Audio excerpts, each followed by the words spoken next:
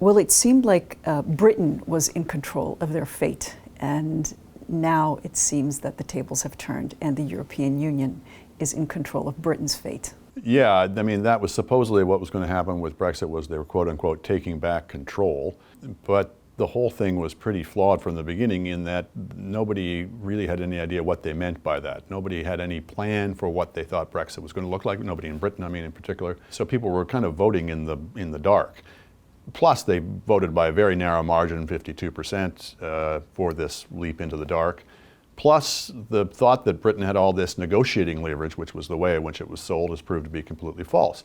The only way they'd have any negotiating leverage at all is if they were prepared to absolutely walk away from Europe with no future ties afterwards. But absolutely, virtually nobody in Britain wants it, or a very small minority are prepared to go with a quote-unquote no-deal Brexit. So if you have to have some kind of deal with Europe, then you actually are giving the leverage to Europe. And as we've seen, the European Union and the negotiators there are prepared to take a very hard line because they don't want to make it easy for member states to leave. They don't necessarily want to punish Britain, but they're certainly not going to make it easy for them. And so, yeah, we're at this stage now where they still don't know, 3 years later, exactly what it is they want. And where, when they try to put they put, I think, 9 different options in front of the Parliament, and every single one of them was defeated. From everything from a no-deal Brexit all the way to basically staying in the European Union in all but name. And they're really stuck now because to get anything that still has some sort of deal with Europe, which seems to be where the center of gravity of public opinion is, there still be some kind of customs union or some kind of common market arrangement, you're essentially getting a situation where you'd have all of the constraints of your old status, all of the thing of having to admit refugees, immigrants, and that kind of thing, with no say in making the rules. So it's a fiasco. What does this 6 months buy them? Because now there's a new deadline, or this flexension, that's been coined, if you will, till October 31st. What does this time buy them? Well, they're hoping, first of all, for a bit of stability. What the European Union is worried about is if you just have a short, like a 1-month extension or a series of these things, and you have a series of, therefore, of brinksmanship and blackmail, frankly, you're just going to get more and more uncertainty and more instability. What Europe wants to know is, what does Britain want, first of all? So, again, Theresa May has tried to get the deal she negotiated with Europe through the Parliament 3 times, and it's failed every time. So the Parliament does not want that. Can they find, by some means, some way of settling on some other deal? First of all, is the big challenge. So she's going to be negotiating with the Labour Party leader, Jeremy Corbyn. They will try to find something there that they can get through the Parliament, but then they still have to take it back to Europe and get them to agree to it.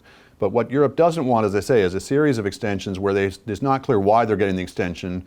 They want to know, an extension for what? Do you have some program, some way of going forward that makes it worth our while to give this extension? At some point, they can say, no more, it's deal or no deal.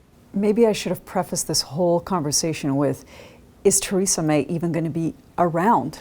Well, that's the thing. So not only do you have divisions within the country on Brexit, but you've got divisions within each party, within both the Labour Party and the Conservative Party. It's particularly acute in the Conservative Party because that's where the hardest core Brexiters are, and it's also riven with leadership ambitions, and those two overlap. Part of the reason why people might be upset with Theresa May is they don't think she's is willing or able to deliver Brexit, but part of it is because they themselves would like to replace her.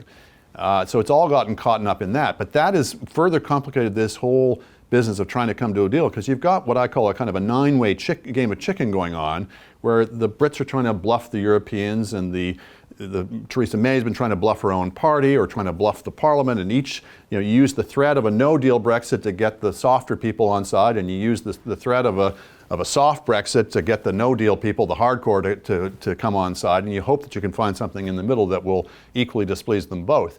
But it would tax, I think, the most genius political leader to thread their way through this, and Theresa May is, by common consent, not a genius political leader.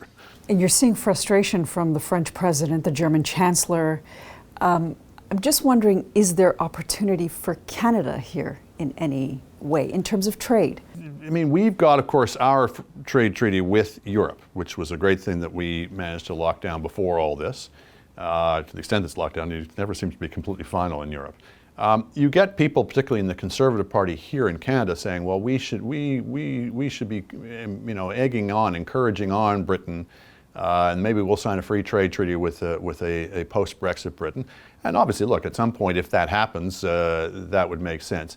I think the real opportunity for Canada is to learn from this disastrous experiment. If there were ever an advertisement for how hard it is to separate, to break apart a federation. And remember, the European Union is far looser in most respects than the Federation of Canada. But you heard very similar rhetoric from the Quebec sovereignists in past debates and in our referendum about how all we have to do, once we've passed the referendum, everyone will unite around a common project, and we'll have such strong negotiating leverage, we'll force them to come to the table, and all those things have proved to be hooey in this particular context, and I guarantee you they would also be in any post-separation scenario. So this, I think, has been a great learning experience and has further, I think, discredited the sovereigntist project.